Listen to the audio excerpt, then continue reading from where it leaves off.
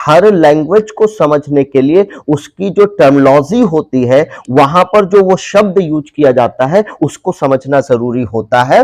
देखिए, ये स्पीच जो लिखा हुआ है इसे कहा जाता है सेंटेंस। इसे क्या कहते हैं दोस्तों? सेंटेंस कहते हैं। स्पीच क्या है? स्पीच सेंटेंस कहा जाता है। अच्छा, कुछ बच्चे ये समझते हैं कि स्पीच का मतलब सेंटेंस कैसे हो गया। भाई देखिए, स्पीच हम क्यों सेंटेंस कह रहे हैं, क्योंकि हर एक लैंग्वेज को समझने के लिए जो स्पेसिफिक रूप से, जो विशेष रूप से वो टर्म बनाए गए हैं, वो शब्द बनाए गए हैं जिसको डिफाइन किया जा सकता है। तो पहले तो आप ये समझ लीजिए कि कुछ वर्ड्स क्या होता है, टर्म क्या होता है। बच्चे यही नहीं समझ पाते हैं कि वर्ड्स क्या होता है, टर्म्स क्या होता है। वर्ड्स वो होते हैं जिसकी एक एग्जैक्ट मीनिंग निकलती है, हम उसको वर्ड्स कहते हैं। जैसे एप्पल लिखा हुआ है तो एप्पल क्या है? एक वर्ड है। अब इसको आप जो है अगर एक्सप्लेन करने लगेंगे तो ये क्या बन जाएगा? टर्म बन जाएगा। इसी तरह से साइंस आप पढ़ते होंगे तो साइंस में बहुत सारे ऐसे वर्ड्स मिलते होंगे जिसको एक्सप्लेन किया जाता है, डिटेल में उसके बारे में बात की जाती है, तो उसे हम क्या कहेंगे? टर्म्स कहते हैं। ऐसे ही हर लैंग्वेज को समझने के लिए कुछ स्पेसिफिक वर्ड्स बने हुए हैं जिसको एक्सप्लेन करके स्टूडेंट को बताया जाता है ताकि वो स्टूडेंट आसानी से उस चीज को समझ पाए। तो दोस्तों, ऐसे ही इंग्लिश लैंग्वेज की अगर हम बात करें, इंग्लिश ग्रामर की बात करें, तो स्पीच का क्या मतलब होता है? सेंटेंस होता है। अब सेंटेंस हम एक वो भी पढ़ते हैं जिसमें आपको सिखाया जाता है कि सेंटेंस क्या है? एक ऐसा ग्रुप ऑफ वर्ड्स होता है जिसकी कोई एग्जैक्ट मीनिंग निकलती है, कोई शाब्दिक अर्थ निकलता है, कोई अर्थ निकलता है, उसे हम क्या कहते हैं? सेंटेंस कहते हैं, जो एक प्रॉपर सीक्वेंस में रखे होते हैं। यानी कि एक ग्रुप ऑफ वर्ड्स जो प्रॉपर सीक्वेंस में होते हैं, यानी कि उसको वेल ऑर्डर्ड करके रखा जाता है और उसकी कोई एग्जैक्ट मीनिंग निकलती है, उसे हम क्या कहते हैं? सेंटेंस कहते हैं। तो आइए उसी सेंस में इसको समझते हैं यहां पर कि जब हम स्पीच को सेंटेंस मान लेते हैं कि स्पीच का अर्थ सेंटेंस है, तो ये सेंटेंस दोस्तों बनता किससे है? ये सेंटेंस किससे बनता है? कई शब्दों को मिलाकर, कई वर्ड्स को मिलाकर के ये सेंटेंस बनाया गया होता है। जैसे एग्जाम्पल, हम एग्जाम्पल लेते हैं। अगर कोई सेंटेंस लिखा हुआ है, जैसे मानव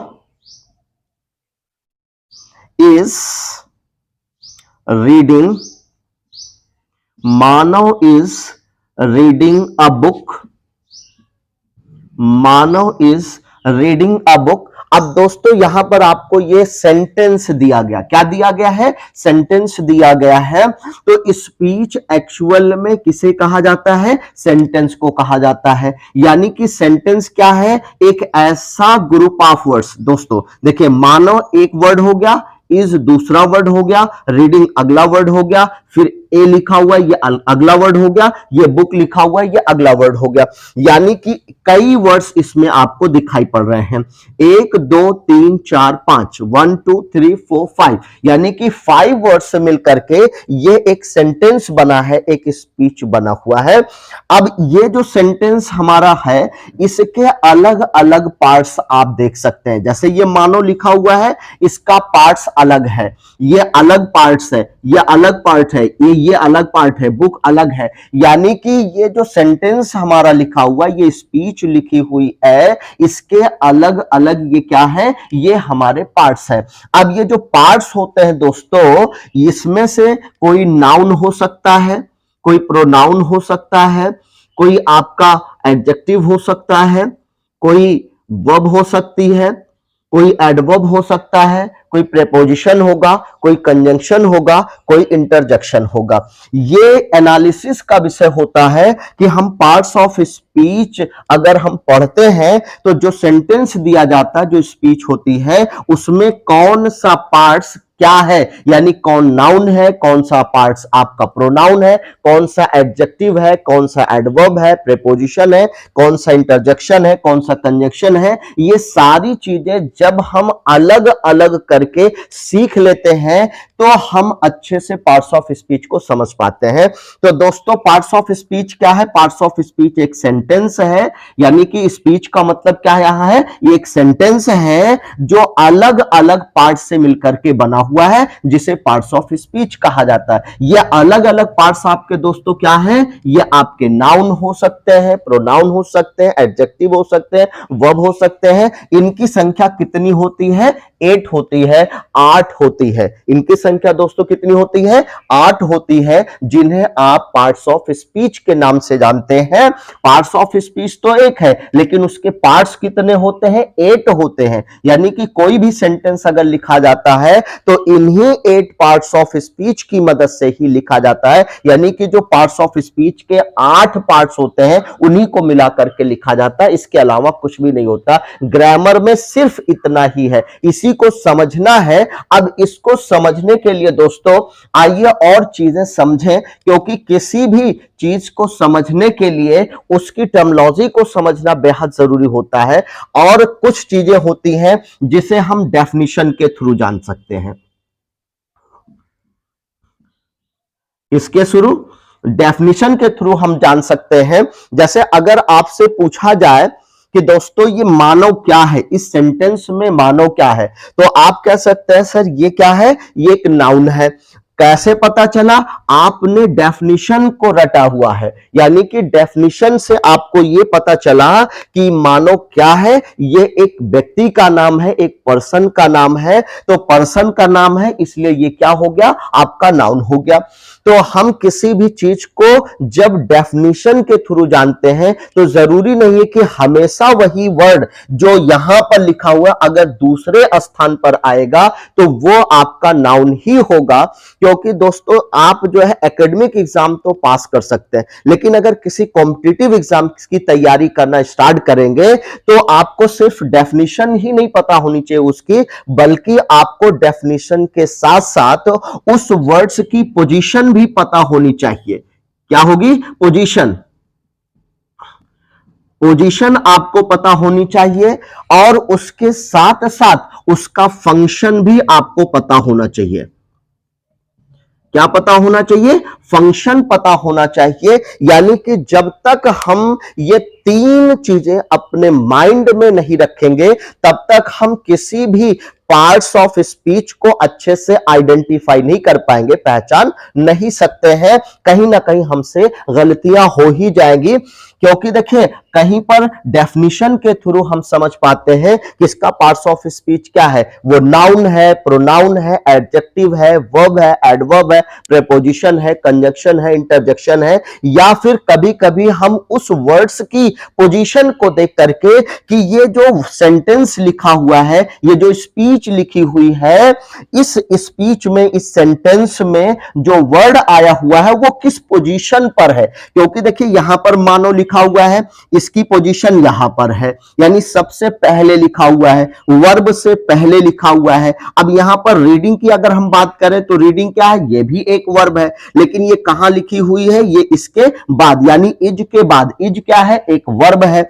ये भी वर्ब है, ये भी वर्ब है। आगे चल करके हम लोग सीखेंगे कि वर्ब में कितने टाइप्स होते हैं, लेकिन अभी ये आप समझिए कि अलग अलग वर्ड्स आप देख सकते हैं अलग अलग पोजीशन पर लिखे हुए हैं। यानी कि पोजीशन को देख करके भी हमें आइडेंटिफाई करना होगा कि ये वर्ड्स, इसका पार्ट्स ऑफ स्पीच क्या है। और जो सबसे ज्यादा इंपॉर्टेंट होता है दोस्तों वो होता है फंक्शन। यानी कि कोई वर्ड कौन सा फंक्शन कर रहा है, कौन सा काम कर रहा है, ये चीजें हमें अच्छे से समझ में अगर आ जाए तो हम किसी भी सेंटेंस को देख करके उसमें अलग अलग वर्ड्स की को हम आइडेंटिफाई कर पाएंगे कि ये इसका पार्ट्स ऑफ स्पीच क्या है दोस्तों। तो चलिए इसको थोड़ा सा शॉर्ट करने की कोशिश करते हैं कि अगर हमें किसी चीज को समझना है तो पार्ट्स ऑफ स्पीच को समझना बहुत ही जरूरी है, जिसमें से सबसे पहले हम बात करते हैं नाउन की।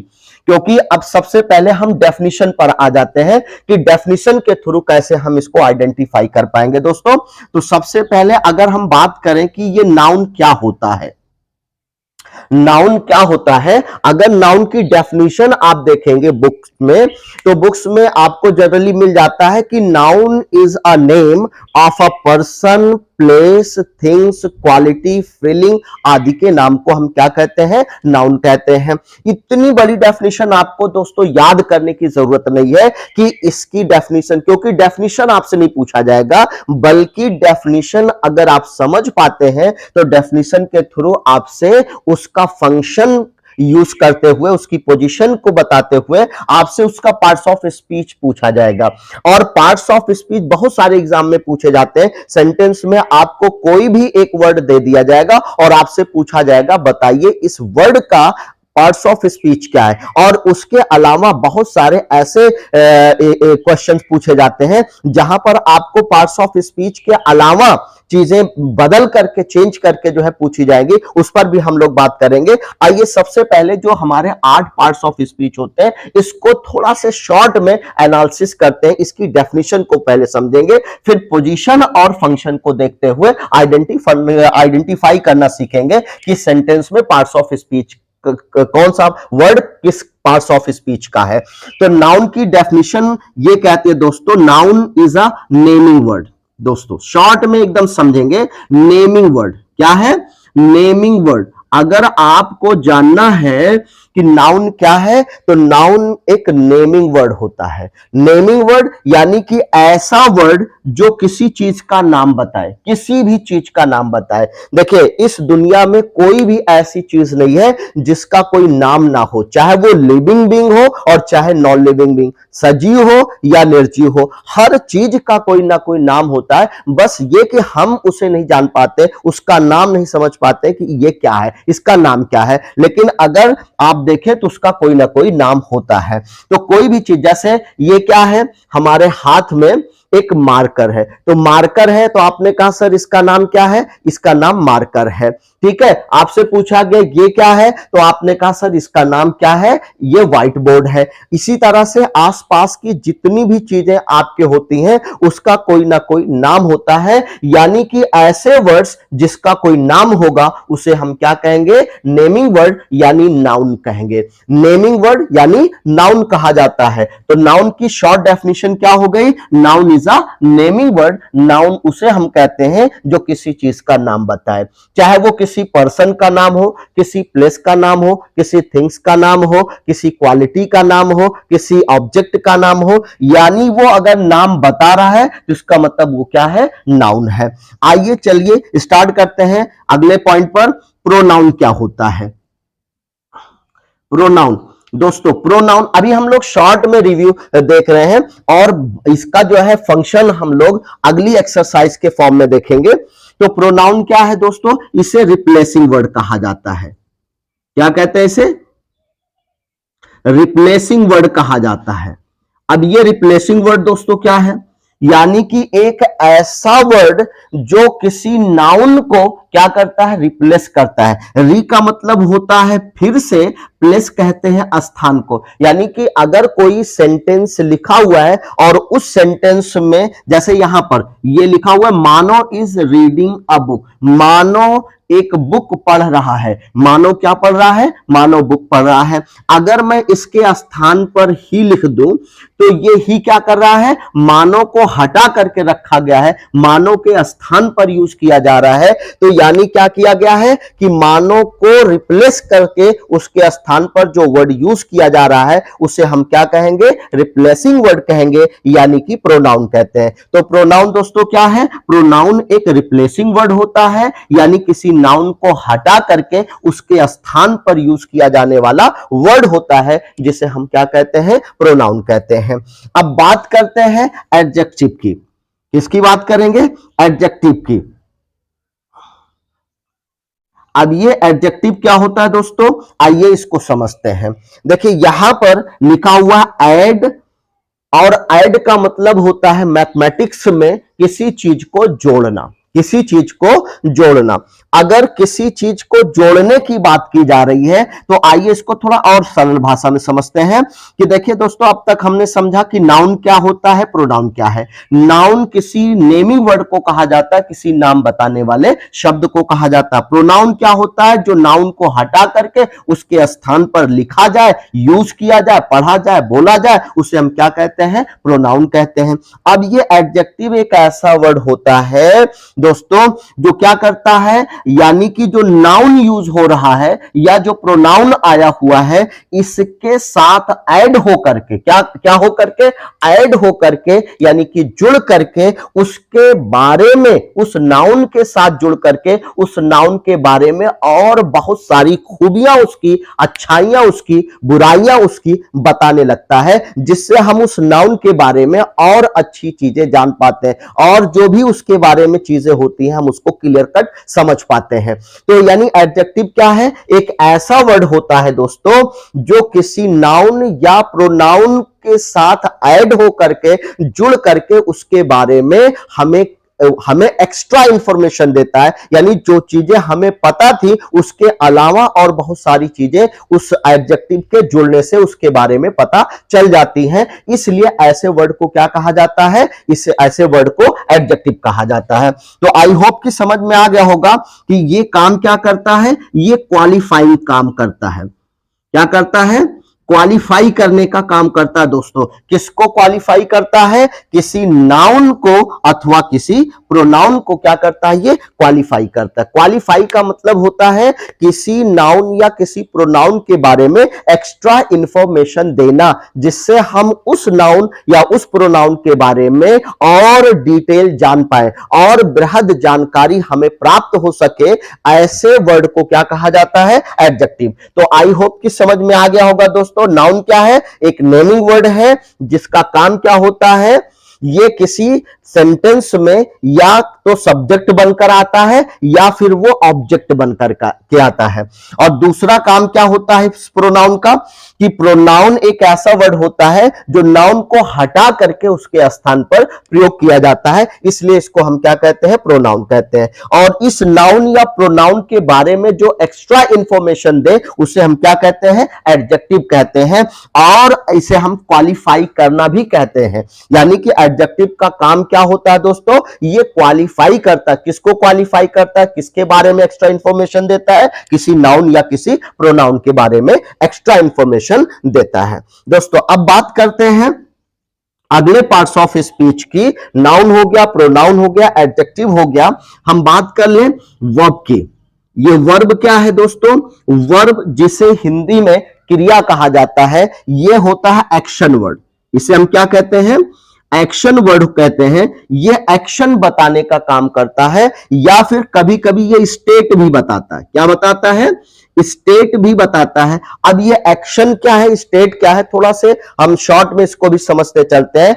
इस एक्शन का मतलब यानी कि ऐसी एक्टिविटी यानी ऐसी गतिविधियां जो हमारी आंखों के सामने होती हुई दिखाई पड़ती हैं, उसको हम एक्शन कहते हैं।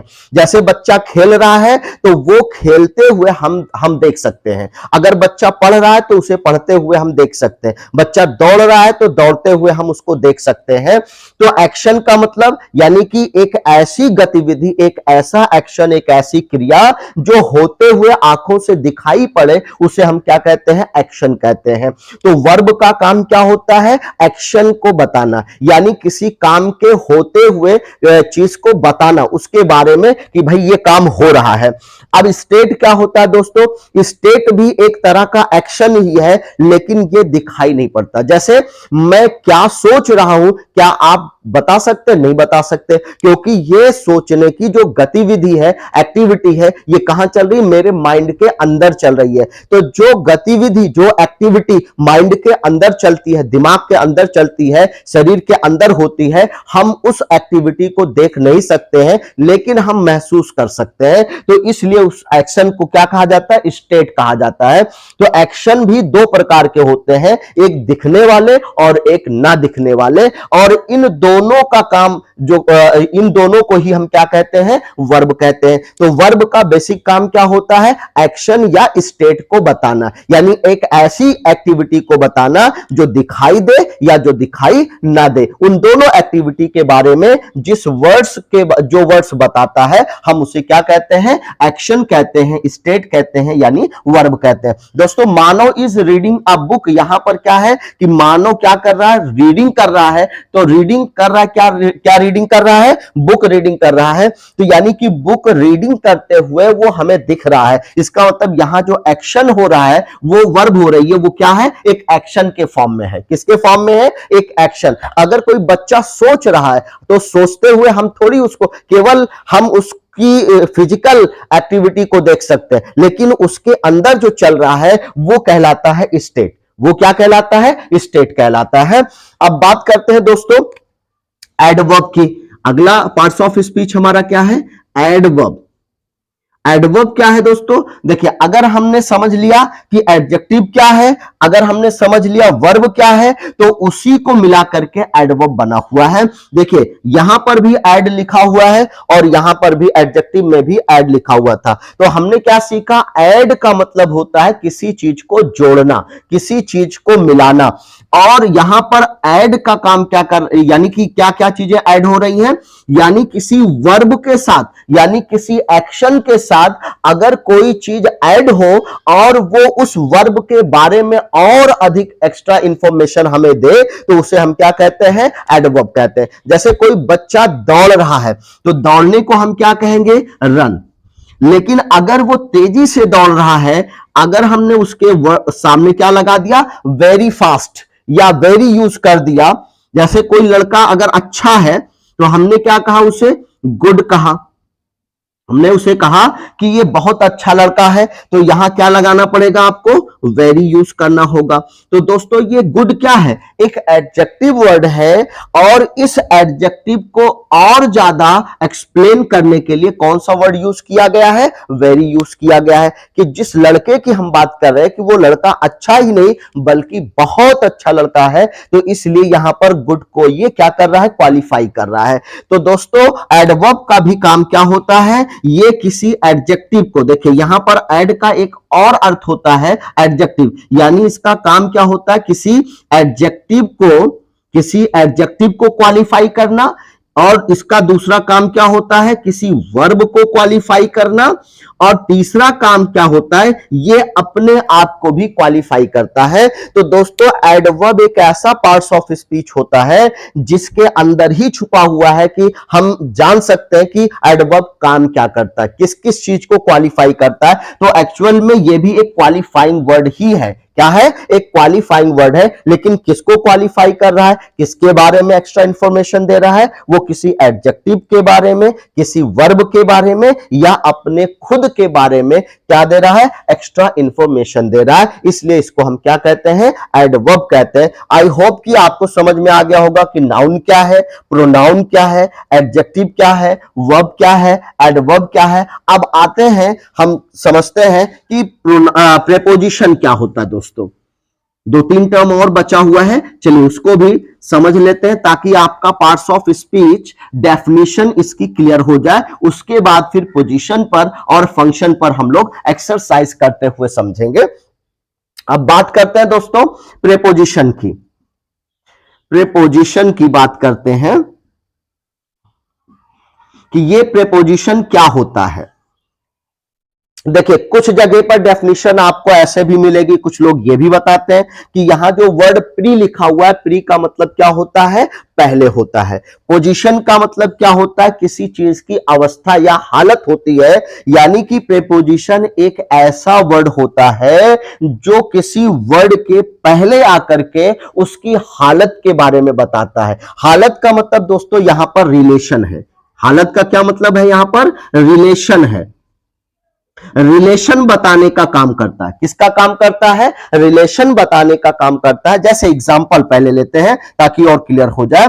जैसे लिखा हुआ the book is on the table, the book is on the table, on the table.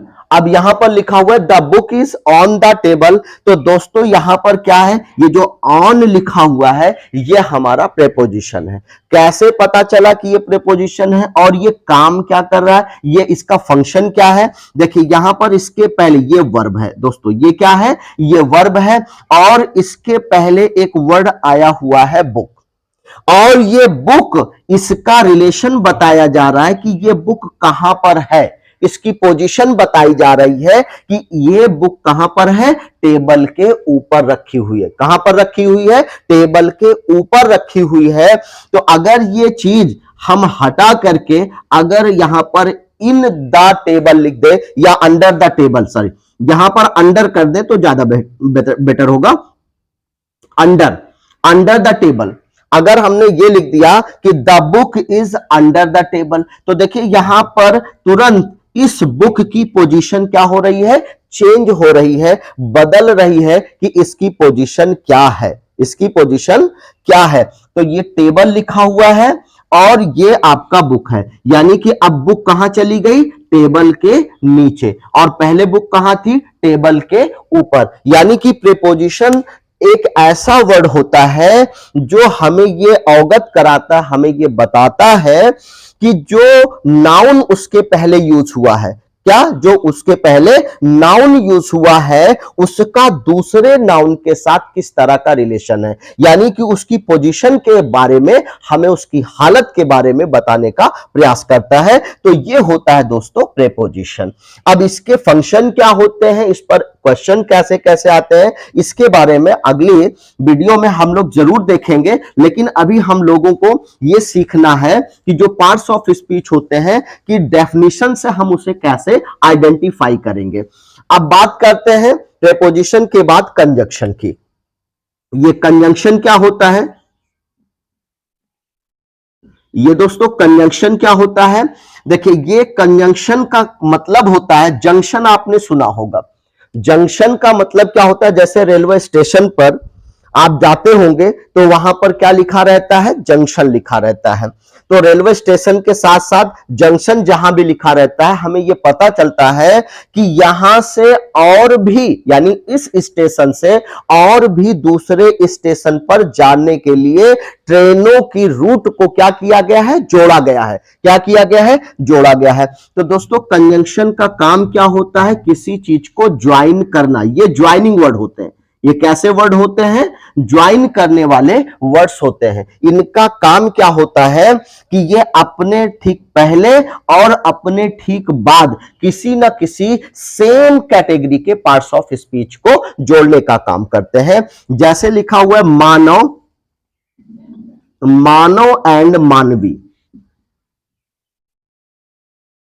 मानवी आर रीडिंग, मानव एंड मानवी आर रीडिंग। अब दोस्तों यहां पर आपने चेक किया कि देखिए यहां पर एक वर्ड यूज किया गया है मानव और एक नाउन आया हुआ है मानवी। अब ये जोड़े जा रहे हैं, किससे जोड़े जा रहे हैं, एंड से जोड़े जा रहे हैं। तो ये जो एंड है ये आपका क्या है, ये आपका कंजंक्शन हो गया। तो मानव एक वर्ड हो गया, दूसरा मानवी हो गया। लेकिन इनका काम क्या होता है, इनकी विशेषता क्या होती है कि ये अपने ठीक पहले आने वाले वर्ड्स और अपने ठीक बाद आने वाले वर्ड्स जो होते हैं वो सेम पार्ट्स ऑफ स्पीच के लेते हैं। अगर इधर नाउन होगा तो इधर भी नाउन ही होगा, अगर इधर प्रोनाउन होगा तो इधर भी प्रोनाउन होगा।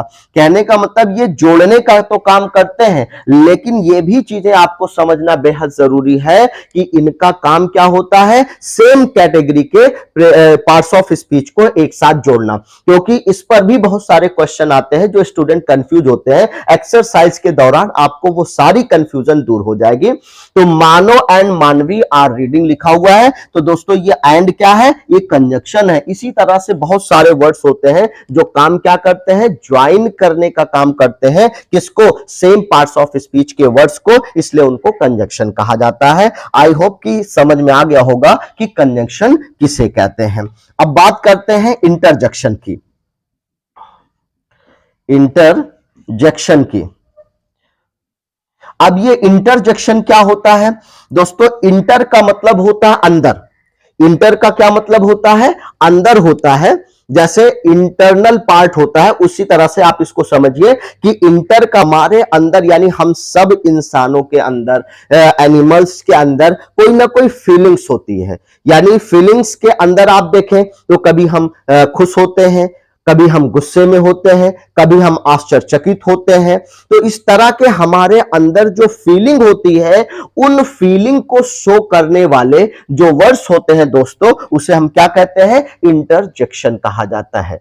क्या कहते हैं? इंटरजेक्शन कहते हैं। ये इस पर भी क्वेश्चन पूछा गया है, उस पर भी हम लोग चर्चा करेंगे। तो आई होप कि समझ में आ गया कि ये सारे पार्ट्स ऑफ स्पीच जो होते हैं, इनको हम डेफिनेशन के थ्रू कैसे आइडेंटिफाई करेंगे। अब फंक्शन इनका क्या है, इनकी पोजीशन क्या है, इनको देख करके किसी सेंटेंस में इन पार्ट्स ऑफ स्पीच को कैसे आइडेंटिफाई करेंगे, ये अगली वीडियो में दोस्तों आपको एक्सरसाइज के फॉर्म में मिलेगी।